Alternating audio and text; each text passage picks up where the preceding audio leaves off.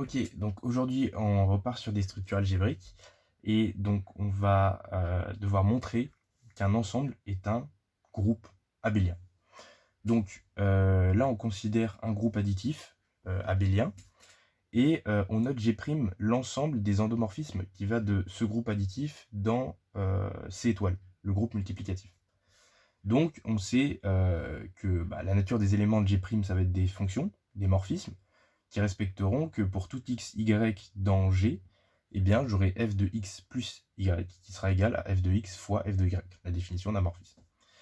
Et donc, on nous donne en plus que pour tout f1, f2 dans G', donc l'ensemble des morphismes, on aura la loi étoile, donc telle que si j'ai f1 étoile f2, ça sera l'application qui me renverra f1 de x fois f2 de x, avec x pris en argument, donc x qui appartient à G, et f1 fois f2 qui appartient à C étoile. Ayant toutes ces informations, on nous demande de montrer que G', donc l'ensemble des morphismes, est un groupe abélien.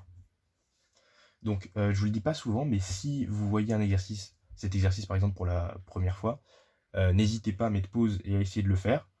Là, c'est juste de la caractérisation de... là, je vous donne un indice, mais bon, il n'y a que comme ça qu'on peut le faire. C'est juste de la caractérisation de groupe. Donc, on a toutes les listes de propriétés d'un groupe et on va aller vérifier. Et donc, voilà.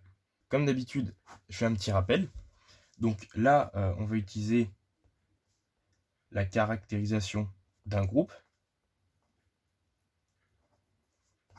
Donc, en premier lieu, on a envie que étoile soit une LCI sur notre ensemble, sur notre groupe G.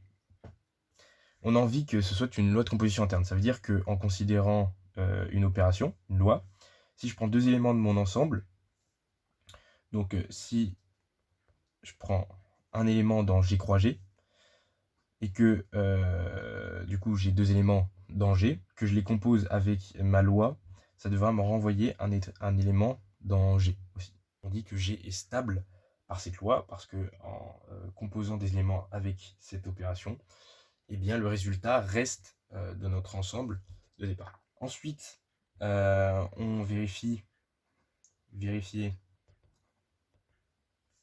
que notre ensemble G est différent de l'ensemble nul. Donc, il faut montrer qu'il y a au moins un élément dans G pour que ce soit, pour qu'il soit potentiellement un groupe. S'il est vide, ça ne peut pas être un groupe. Ensuite, on va vérifier donc existence d'un neutre.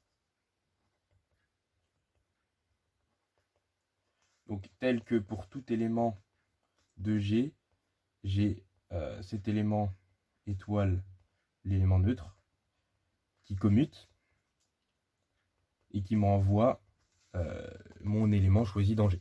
Donc il faut voir si on a l'existence d'un tel neutre. Et il est unique aussi. Voilà.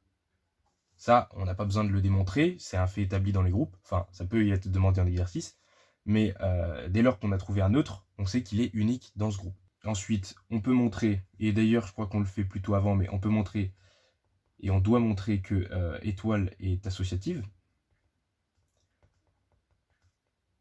C'est-à-dire que pour tout triplet x, y, z appartenant à g au cube, trois éléments, alors j'aurai x étoile y étoile z sera égal à x étoile y étoile z, égal donc à x étoile y étoile z. Ensuite, il manque une dernière étape pour montrer que c'est un groupe. Existence, qu'est-ce que j'écris? Existence d'un symétrique. Donc un symétrique, c'est un terme large pour désigner, par exemple, l'opposé dans un groupe additif ou l'inverse dans un groupe multiplicatif.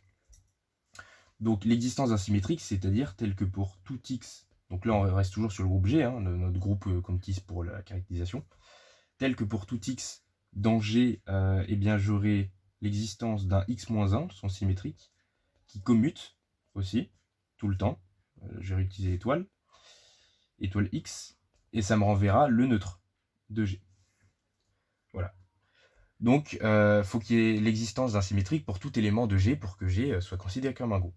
Donc, une fois que j'ai montré tout ça, bah, je sais que G est un groupe.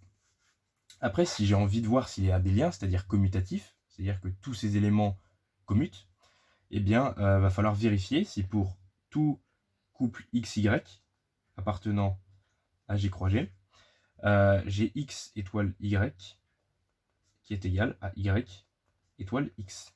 Donc commençons, première étape, montrons que étoile est une loi de composition interne sur G. Alors je vais mettre un petit 1. Donc les petits 1, bah, c'est les étapes à chaque fois. Donc bah, ce qu'on va montrer, c'est que en prenant, donc en considérant soit... Parce que l'idée ici, c'est de voir si en composant deux éléments de G', donc deux fonctions avec étoile, ça me renverra un autre élément de G', c'est-à-dire un autre morphisme de G+, dans ces étoiles fois. Donc si je fais F1 étoile F2, j'ai envie de vérifier du coup si c'est un morphisme. Si c'est un morphisme de G+, dans ces étoiles fois, bah, ça veut dire que G' sera stable. Mais bon, on ne le sait pas, donc considérons donc du coup X plus Y, E, ces deux éléments de G. Qu'est-ce que ça va me donner ça? Alors, d'après la définition qu'on nous donne de F, étoile F1 étoile F2, ça va me donner F1 de X plus Y fois F2 de X plus Y. Et là, on va juste utiliser les propriétés qu'on connaît. F1 et F2, on les a pris dans G'. G', c'est l'ensemble des morphismes. Donc, on sait que F1 et F2, il y a égalité avec F1 de X fois F2, F1 de Y plutôt, fois F2 de X fois F2 de Y. Bah oui, F1, c'est un morphisme, donc il respecte cette propriété. F de X plus Y est égal à F de X fois F de Y. Donc F1 de X plus Y est égal à F1 de X fois F1 de X plus, fois F1 de Y. Et même chose pour F2. Ok, donc là, l'étape qui va suivre, là on sait, là on travaille sur des éléments qui sont dans C. Hein. Donc X plus Y, c'est des éléments qui sont dans G, et les F de X et les F de X plus Y, ce sont des éléments de C étoile. Donc dans C étoile, ça c'est propriété établie, C fois est un corps commutatif, avec le plus bien sûr. Donc c'est un groupe commutatif. Donc j'ai le droit de réarranger. Je peux mettre F1 de X fois F2 de X fois F1 de Y fois F2 de Y. Ok? Mais d'après la définition de F1 étoile F2, bah, si j'ai F1 de X fois F2 de X, bah, je sais que c'est F1 étoile F2 de X. Et là, bah, c'est juste la variable qui change. Enfin, là, c'est Y. Donc, fois F1 étoile F2 de Y. Comme commentaire à cette ligne, ici, je peux mettre que c'est commutatif. Ici, je peux utiliser par définition de étoile. Et pareil ici, d'ailleurs. Donc, finalement,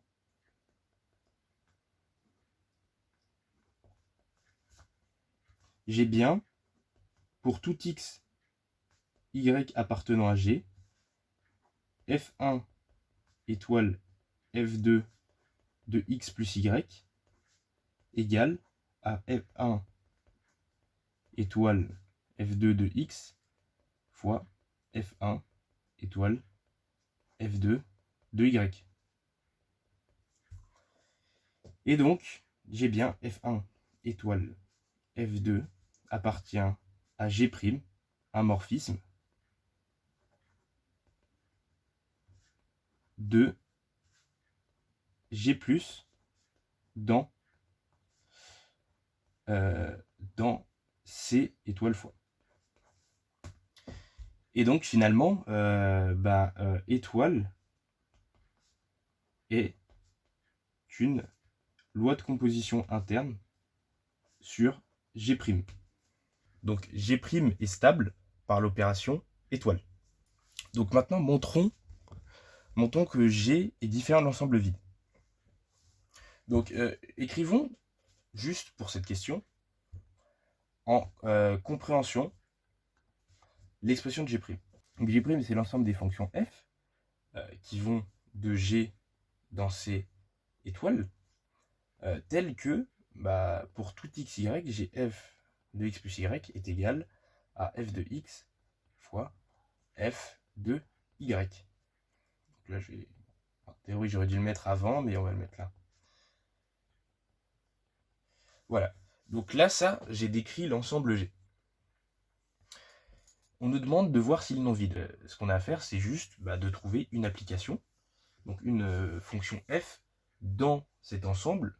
Donc généralement, il faut toujours penser aux éléments les plus simples qu'on puisse trouver. Donc les éléments simples dans les fonctions, c'est par exemple la fonction identité, la fonction nulle, la fonction qui à x associe un neutre. Ça peut être n'importe quoi. Donc là, moi, je pense intuitivement à la fonction. Par exemple, prenons phi, une fonction, du coup, qui à x associerait 1. Et 1, du coup, qui est le neutre de C. Bon, ça, c'est un détail, mais voilà. Donc, la fonction phi qui a x associerait 1. Du coup, ça voudrait dire que pour tout x appartenant à G, j'ai phi de x qui est égal à 1, quelle que soit la valeur de x. Ça respectera mon morphisme de G dans C, parce que considérons phi de x plus y, ça me fera 1. X plus y, quelle que soit la quantité que ce soit dans l'argument, ça m'enverra 1. C'est une fonction constante. Et pareil, si j'ai phi de x fois phi de y, ça me renverra 1 fois 1. Et ça fait 1. Donc ça implique donc que un tel morphisme existe. Donc phi de x est bien égal à phi de x fois phi de y pour tout x, y appartenant à G. Ok? Donc on sait que G est non vide. G' est différente de l'ensemble nu. Donc j'ai bien phi qui appartient à G'. Ok. Donc on sait que G est non vide. On peut passer à la suite. Maintenant, parlons d'associativité. Donc on va considérer 3 éléments dans G'. Donc F1, F2 et F3. Donc voilà, 3 éléments de G'. Et on va voir du coup ce que ça va donner. F1 étoile F2 par exemple, étoile F3 de x. Qu'est-ce que ça nous donne? Donc là, on aura F1 étoile F2 de x fois F3 de x, par la définition qu'on nous avait donnée de f. Rappelez-vous, enfin, la définition qu'on avait d'étoile. Donc, on avait F1 étoile F2 qui a x associé F1 de x fois F2 de x.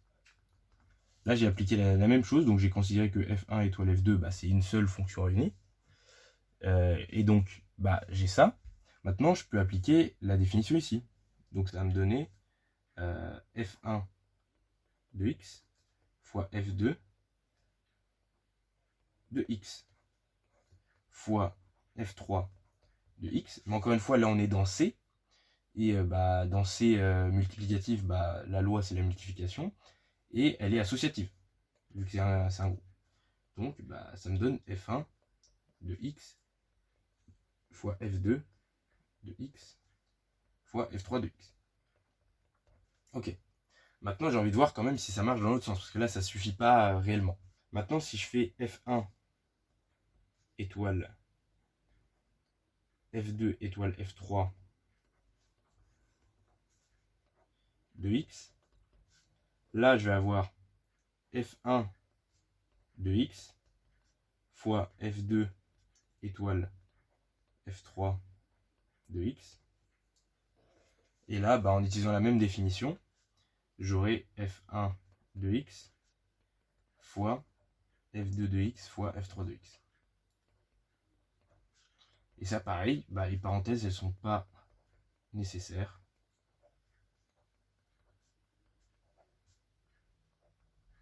Et donc, elles ne sont pas nécessaires là non plus. Vu que là, j'ai pas fait le même ordre de calcul. Et pourtant, j'ai exactement le même résultat. Donc, conclusion, étoile est associative.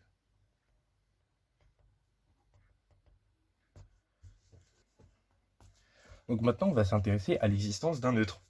Donc, comme je l'ai dit tout à l'heure, l'existence d'un neutre, c'est un élément tel que pour tous les autres éléments de mon G', eh bien, j'aurai x étoile E G' étoile x étoile à x égale à x.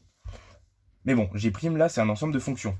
Donc maintenant, ça c'est la définition du coup de l'élément neutre de manière générale dans un groupe. Donc, prenons soit f appartient à G', et appelons θ, donc cherchons θ dans G'.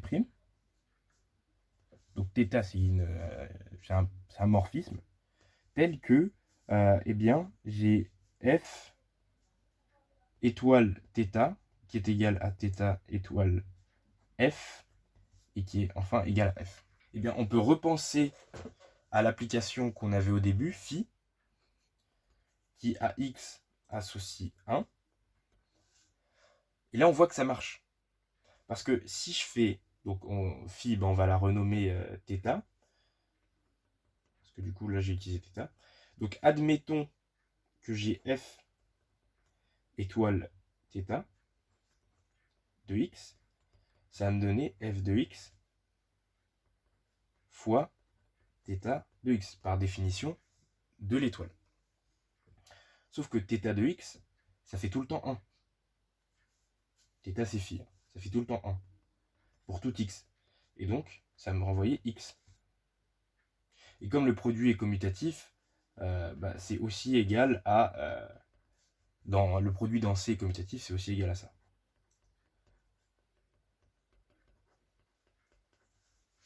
Ok. Donc, l'élément neutre de G est égal à θ, la fonction qui à x associe 1. Qui plus est, l'élément neutre de notre ensemble d'arrivée. Et ça pourrait être intéressant plus tard. Donc on a notre élément neutre, et maintenant ce qu'on va chercher, c'est l'existence de x-1 dans G'. Donc x-1, c'est le symétrique de x, tel que x composé lui-même, ça m'envoie l'élément neutre de G, donc dans notre cas, θ. Ok, considérons pareil, comme avant, considérons les objets des ensembles qu'on étudie, soit f appartenant à G', donc c'est un morphisme de C, de G, rappelez-vous du G du groupe additif dans C étoile, et donc considérons f-1, c'est un morphisme de G, mais on ne sait pas encore si c'est un symétrique de f. Donc on ne sait pas si, entre guillemets, si G est un groupe fini, s'il y a la moitié des éléments qui sont le symétrique d'un autre. Là, ce qu'on regarde, c'est qu'on prend deux morphismes, f et lui que j'ai appelé, pas du tout anodinement f-1. Donc si je les compose entre eux par la définition des éléments de G' d'ailleurs, ça va me donner f de x fois f-1 de x. Ok, donc jusque-là, ça ne nous donne toujours pas 1. Ça nous a donné ce produit. Mais c'est là où on fait intervenir une propriété très importante dans les morphismes. Très important, où je peux le noter. On va le noter ici, tiens. Si, bon là je vais le noter dans ce cas particulier, donc si f appartient à G', donc si f est un morphisme de groupe, alors pour tout x appartenant par exemple à notre groupe où appartient x, j'aurai f moins 1 de x qui sera égal à f de x puissance moins 1. Je ne vais pas faire la démonstration ici, elle n'est pas compliquée, elle peut être demandée en interrogation. Mais donc c'est une propriété qui est invariante dans les morphismes de groupe. Donc finalement, f étoile f moins 1 de x, je peux l'écrire comme le produit de f de x fois f de x puissance moins 1. Ok ?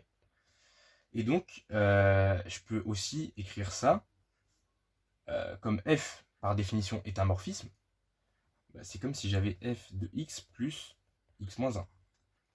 Ok. Et c'est là où on va utiliser quand même, pour une fois, la propriété que G est un groupe additif et abélien. Déjà, si c'est un groupe additif, ça veut dire que x-1, c'est le symétrique par rapport à x. Donc, c'est-à-dire qu'il renvoie le neutre. Ok. Mais aussi, avant tout, c'est G étant un groupe commutatif. Je peux aussi écrire que c'est f de x moins 1 plus x. J'ai le droit de les interchanger. Et donc, ça, c'est égal à f de... Là, c'est juste pour montrer que c'est bien commutatif. Voilà, bon, c'est bien commutatif. On respecte bien ça. Donc ça, finalement, x-1 plus x, ça fait l'élément neutre, attention, de G. L'élément neutre de G. Ok. Mais bon, jusque-là, ça fait toujours pas 1. On sait que f étoile f-1 de x nous renvoie f de E de G, l'élément de G. On peut tirer des informations d'un morphisme de son image et de son noyau. Et là, ce qu'on va utiliser, c'est le noyau, parce qu'on a une propriété très intéressante. Donc là, petit aparté, f, c'est un morphisme qui va de G dans C étoiles. Ok. Et on a, et je précise, parce que ça va être utile, l'élément neutre de G, bon, on ne connaît pas sa nature, vu qu'on ne connaît pas la nature des éléments de G. On sait juste que c'est un groupe additif. Donc on a l'élément neutre de G, et on a l'élément neutre de C étoile multiplicatif, qui est 1. Ok. Et donc, si, admettons que j'ai envie d'étudier le noyau de cette application. Donc le noyau, je rappelle, le noyau ker de f, ça va être l'ensemble des x appartenant à G, tel que j'ai f de x qui renvoie l'élément neutre de son ensemble d'arrivée, c'est-à-dire C. Donc c'est-à-dire 1. Ok. Et donc, dans le noyau d'une application, il y aura toujours à minima un seul élément, et ce seul élément, ça sera l'élément neutre de départ. Donc, si f est un morphisme, je suis sûr que f de l'élément neutre de départ, f de E de G, me renverra l'élément neutre d'arrivée, c'est-à-dire 1. Ok. Bon, là, on est bon. Donc, on est sûr que pour tout morphisme, donc pour tout f appartenant à G', j'ai f de E de G qui est égal à 1. Pour tous les morphismes qui sont dans G'. C'est obligatoire.